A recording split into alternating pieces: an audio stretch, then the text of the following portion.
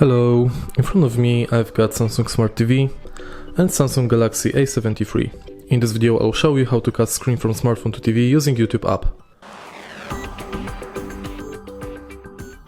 In the beginning make sure that both devices are connected to same Wi-Fi, and then enter YouTube and press the screencast button located on the top of the screen. Now select your TV.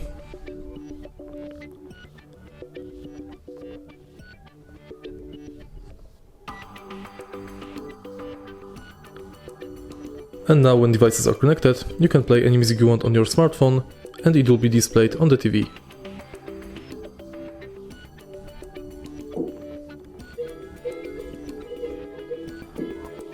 And that's it.